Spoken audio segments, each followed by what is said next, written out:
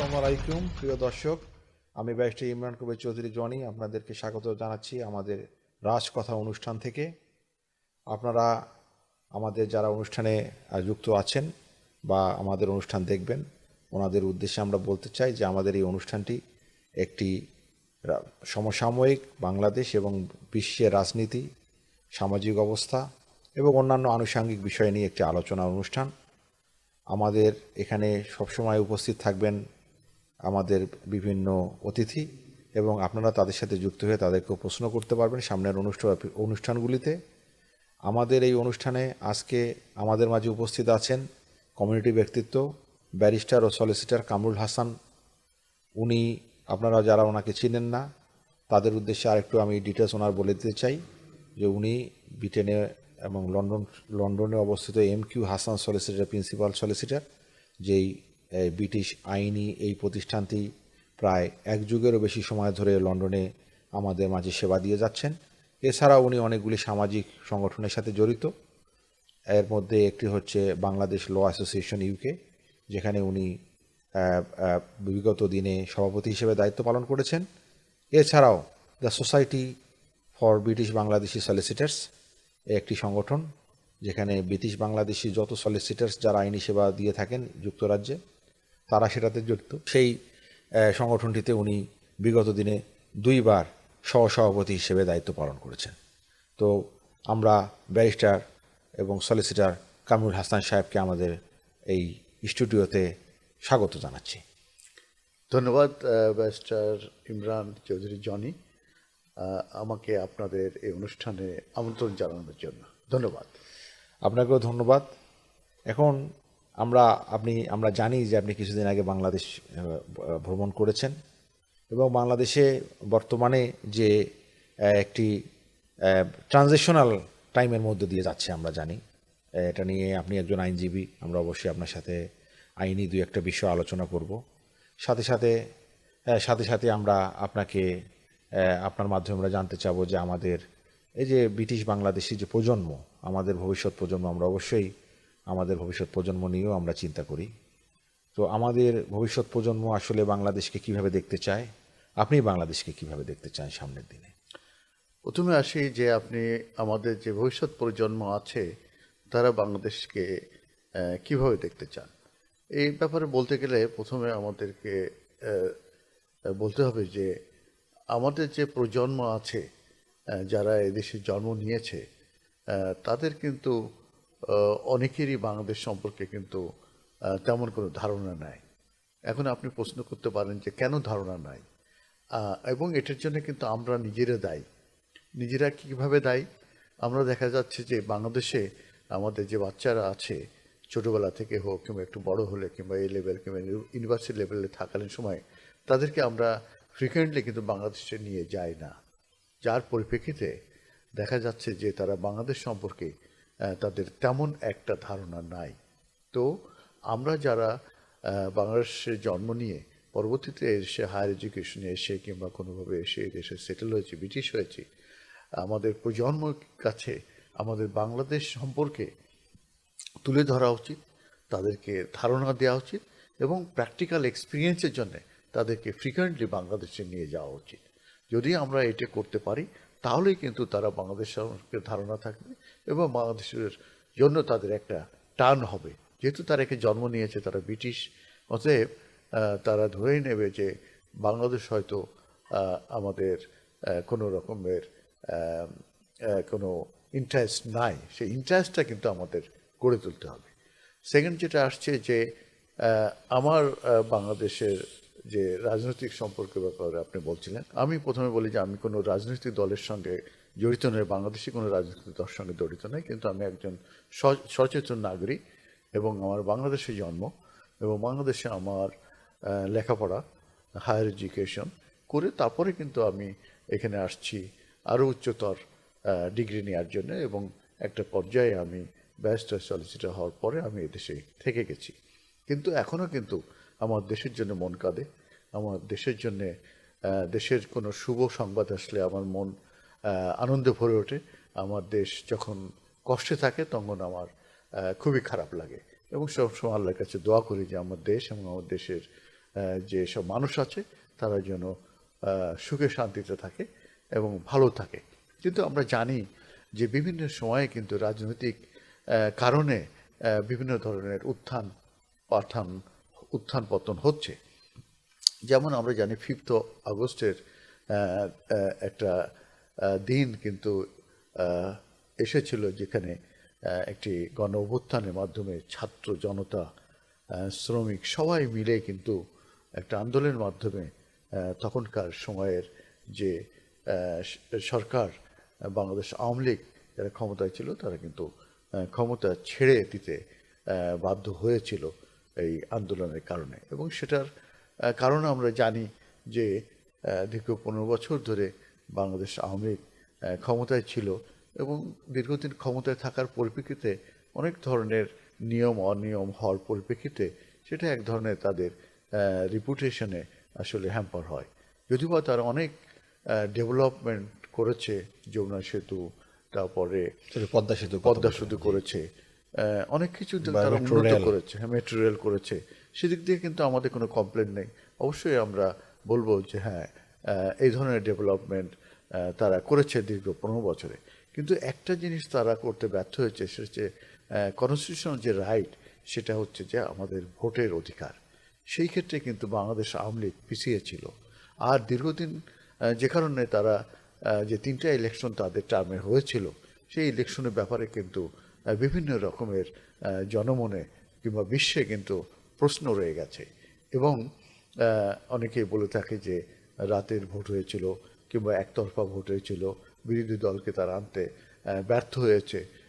এইসব বিষয় কিন্তু উত্থাপিত হয়েছে এবং সেটা কিন্তু অবশ্যই তাদের সুনামে কোনো রকমের পজিটিভ দিক আনে নাই, বরঞ্চ এটা তাদের এক ধরনের দুর্নামি হয়েছে। যে কারণে এই কনস্টিটিউশনাল রাইটটা তাদের আসলে সিকিউর করা উচিত ছিল। সেকেন্ড যেটা আসছে, যে দীর্ঘ 15 বছর ক্ষমতা থাকার পরিপ্রেক্ষিতে দেখা যাচ্ছে যে তাদের মন্ত্রী কিংবা তাদের সচিব কিংবা তাদের যেসব নেতা কর্মী, তারা বিভিন্ন ধরনের দুর্নীতিতে জড়িয়ে পড়ে।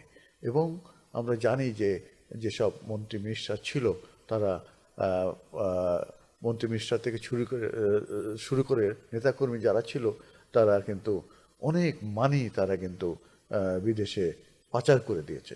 তো এই সব ব্যাপারগুলো আসলে বাংলাদেশ আওয়ামী লীগের সুনামকে সিরিয়াসলি ক্ষুণ্ণ করেছে। এবং একটা পর্যায়ে যে কিন্তু যে আন্দোলনটা এসেছিল সেটা হচ্ছে কোটা বিরোধী আন্দোলন। কোটা বিরোধী আন্দোলনটা আমি জাস্টিফায়েবল মনে করি, কারণ কোটা বিরোধী আন্দোলনে দেখা যাচ্ছে 60% লোক, 60% স্টুডেন্ট, মানে যেসব ক্যান্ডিডেট যারা চাকরির জন্যে, তাদের 60% কোটার ভিতরে চলে যাচ্ছে, আর বাদ বাকি থাকছে মাত্র 40%। তো যেটা মুক্তিযোদ্ধার কোটা, তাদের নাতি নাতনি পর্যন্ত কিন্তু কোটার ভিতরে অন্তর্ভুক্ত করা হয়েছিল, যেটা আগে ছিল না। এবং অন্যান্য কোটা, মহিলাদের কোটা, তারপরে মাইনরিটি কোটা, এই ধরনের সব কোটা মিলায় দেখা যাচ্ছে 60% কোটার ভিতরে যাচ্ছে, আর কোটার বাইরে থাকছে মাত্র 40%। তো সেটার বিরুদ্ধে যে আন্দোলন হয়েছিল, সেটা আসলে তখনকার সরকার সেটাকে সঠিকভাবে মূলত সমাধান দিতে পারে নাই, কিংবা সঠিকভাবে সেই তাদের যে দাবিটা সেটা আসলে ঠিকমতো মেনে নেয় নাই। তো যার পরিপ্রেক্ষিতে এটা কোর্ট পর্যন্ত যায়, অ্যান্ড বাই দিস টাইম সেটা নিয়েই কিন্তু অনেক আন্দোলন হয় এবং পরবর্তীতে এটা এক দফার আন্দোলন হয়। এবং তখনকার বাংলাদেশ যে আওয়ামী লীগ সরকার ছিল, তাদের কিন্তু পতন হয়ে গেছে। এখন পরবর্তীতে এসে যেটা হচ্ছে, যে সেখানে কিন্তু জনগণের একটা হিউজ এক্সপেকটেশন ছিল যে অন্তর্বর্তীকালীন সরকার যখন 5th আগস্ট পরে 8th আগস্টে যখন ফর্ম হলো তাদের কাছে, এখন প্রশ্ন আসছে যে এখন কি হচ্ছে, সেই আশা আকাঙ্ক্ষার কি প্রতিফলন হচ্ছে? এই ক্ষেত্রে আমি বলবো যে হচ্ছে না। এখন এটির কারণ কি? যেখানে দুই রকম হতে পারে, যেটার সবাই এক্সকিউজ দিয়ে থাকে, যে আমরা জানি একটা সময় পর্যন্ত কোনো সরকারই ছিল না, পুলিশরা তারা পালিয়ে বেড়াচ্ছিল, তারপরে কোনো ল অ্যান্ড অর্ডার ছিল না, সরকারই ছিল না। পরবর্তী যখন কেয়ারটেকার গভর্নমেন্ট আসে, কেয়ারটেকার না সরি অন্তর্বর্তী Interim, সরকার আসে, তখন কিন্তু তারা হাল ধরার চেষ্টা করে, কিন্তু এখনো পর্যন্ত ল অ্যান্ড অর্ডার সেইভাবে কিন্তু ডিসিপ্লিন হয় নাই, নাম্বার ওয়ান। নাম্বার টু যেটা হচ্ছে যে সমন্বয়ক যেসব স্টুডেন্ট আছে তারা কিন্তু বিভিন্ন ধরনের অ্যাডভান্টেজ নিচ্ছে। তারা তাদের বিরুদ্ধে আমি কোনো এভিডেন্স জানি না, নেই আমার কাছে, কিন্তু হিয়ারসি এভিডেন্স হিসাবে আমি জানতে পারি যে তারাও বিভিন্ন রকমের চাঁদাবাজি কিংবা হুমকি কিংবা প্রাডা কিংবা এক্সপেন্সিভ কারে চড়াচড়ি এগুলো কিন্তু তারা করছে। মানে যেটা তাদের সাথে সামঞ্জস্য নয়, মানে সামঞ্জস্য ইনকামের নয়। সাথে, এটা বলতে হ্যাঁ, যাচ্ছে না। নয়। তো যে কারণে এই একটা জিনিস গেল। আবার দেখা যাচ্ছে যে আগে যেখানে একটি দলের নেতাকর্মী কিংবা যারা চাঁদাবাজি করতো কিংবা ওই ট্রাকে মাল আনার সময় তারা টোল আদায় করতো, চাঁদাবাজি করতো কিংবা এই ধরনের বিভিন্ন ধরনের অন্যায় কাজ করতো, সেখানে কিন্তু আরেকটা গ্রুপ রিপ্লেসড হয়ে গেছে। তার মানে কি ওখানে কিন্তু সস্তি নাই। আগে হয়তো 10 টাকা চাঁদাবাজি ছিল, সেটা হয়ে গেছে 20 টাকা। তার মানে কি চাঁদাবাজি থেকে এই 5th আগস্টের পরেও আছে, এখনও আছে। তাহলে জনগণের এক্সপেকটেশন কী হলো? ভ্যাট বেড়ে গেছে, তারপরে আপনার দ্রব্যমূল্য বেড়ে গেছে।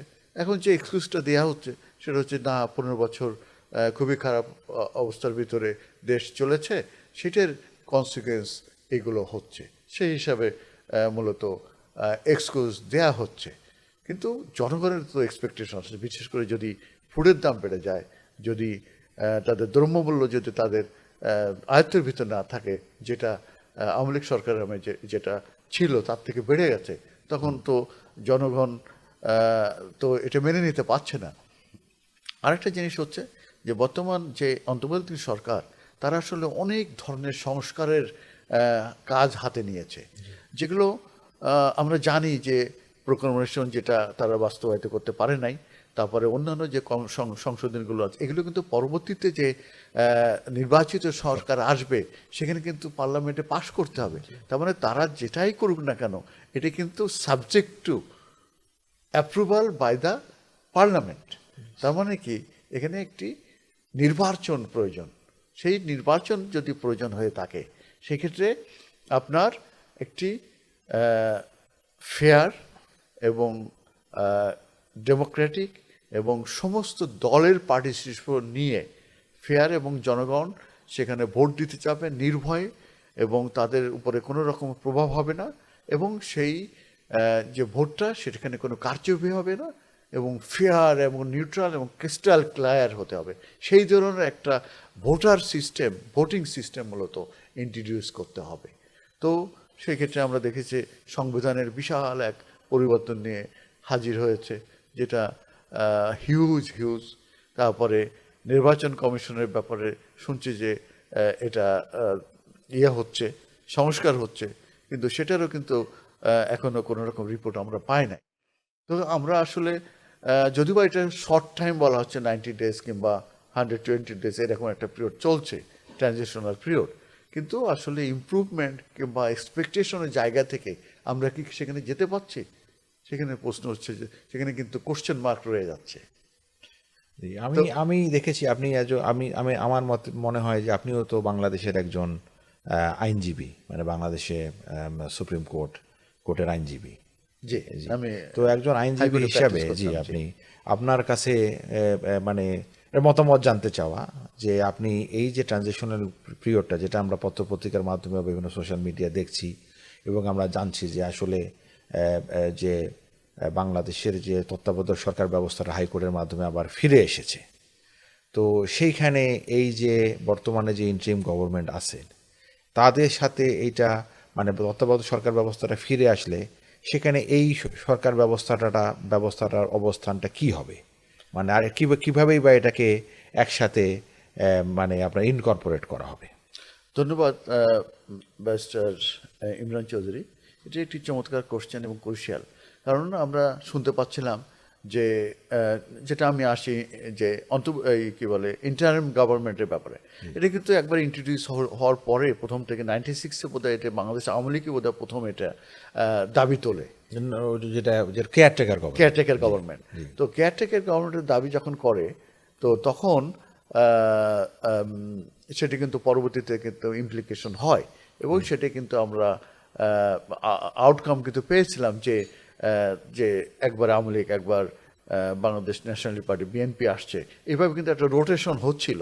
পরবর্তীতে যে কিন্তু যখন এই ইন্টারিম গভর্নমেন্টের সিস্টেমটা এই ক্যাটেকার গভর্নমেন্ট সিস্টেমটা যখন অ্যাবলিশ করা হলো, তখন কিন্তু এই 15 ইয়ার্সের একটা টেনিওর আমরা দেখতে পেলাম বাংলাদেশ আওয়ামী লীগের, এবং সেখানে কিন্তু আর ফেয়ার ইলেকশন কিন্তু আসে নাই।